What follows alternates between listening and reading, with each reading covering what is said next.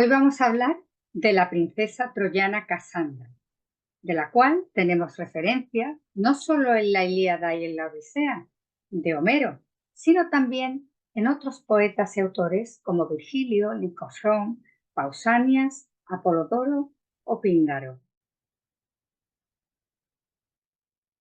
Casandra fue hija de los reyes Príamo y Hécuba de Troya y hermana, entre otros muchos, de Héctor y Paris. Tenía el don de la adivinación y sobre cómo adquirió este don existen dos versiones bastante conocidas.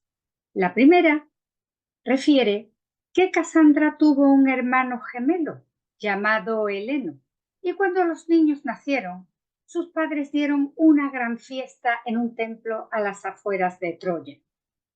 Al anochecer, quizá debido a la embriaguez, se marcharon y olvidaron a los niños que pasaron la noche solos en el santuario. A la mañana siguiente, al ir a recogerlos, vieron a dos serpientes sobre los niños lamiéndoles los ojos y los oídos para purificarlos. Debo aclararos que la palabra profecía procede de la raíz griega pro, la preposición que significa antes, antes de, y femi, que significa decir, decir antes.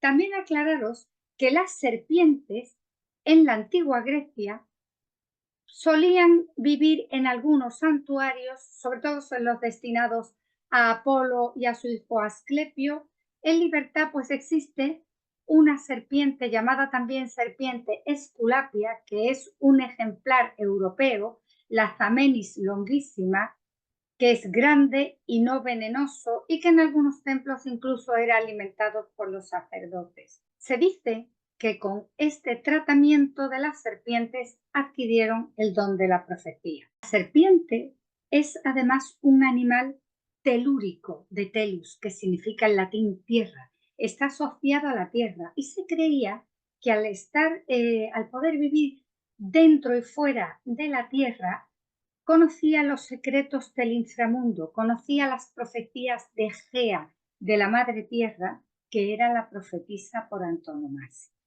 Casandra es a veces presentada como una adivina, como una sacerdotisa tipo Sibila o la Pitia, que cuando estaba poseída por el dios profería oráculos. Heleno, en cambio, atendía más bien al vuelo de las aves y a signos externos para realizar sus oráculos y sus adivinaciones. Otra versión refiere que Apolo se enamoró de ella y ella le pidió el don de la profecía a cambio de su amor. Pero una vez que recibió el don, no cumplió su palabra y rechazó al dios.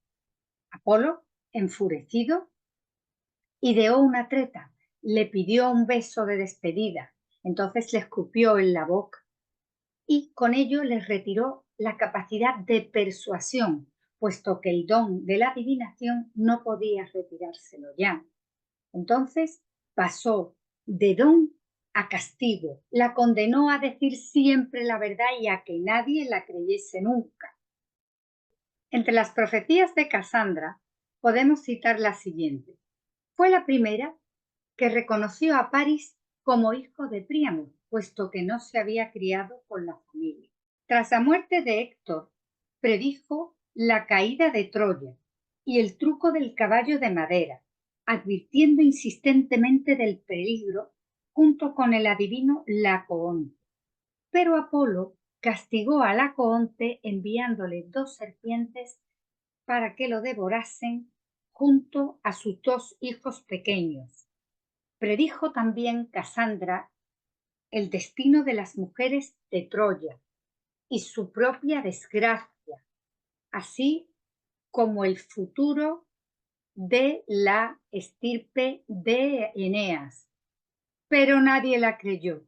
Incluso sufrió el escarnio y la burla y se la trataba frecuentemente como loca. Durante el saqueo de Troya, se refugió en el templo de Atenea, pero Ayas el Locrio la persiguió Desesperada, la joven Casandra se abrazó a la estatua de la diosa, pero Áyax la arrastró fuera del templo junto con la estatua, que cayó de su pedestal. Otras versiones dicen que la tomó allí mismo por la fuerza. Ella, Casandra, que siempre se había mantenido virgen en honor a su dios. Al terminar la guerra, fue entregada a Agamenón como concubina y tuvieron gemelos, Telédamo y Pélope.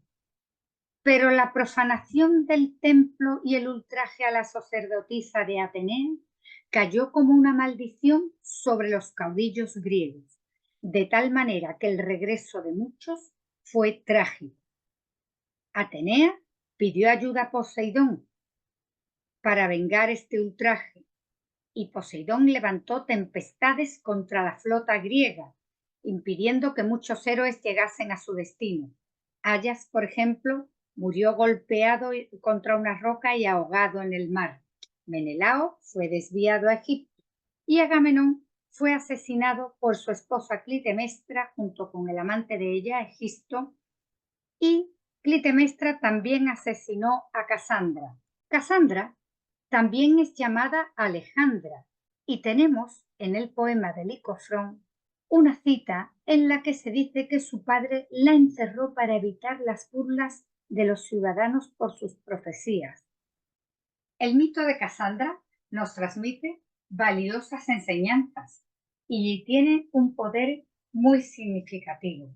En primer lugar, nos habla del que el poder, en la antigua Grecia, incluso el poder de los dioses es limitado. No hay nada omnipotente y el destino siempre ha de cumplirse. Todo tiene límites, por eso Apolo no pudo retirarle el don a Casandra.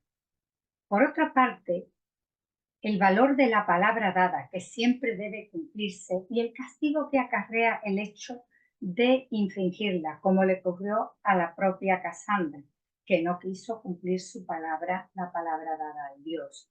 Y en tercer lugar, vemos la importancia que damos, por desgracia, muchas veces, al mensajero en vez de al mensaje. Muchas veces la persona que no nos merece credibilidad queda en segundo plano en relación a lo que dice.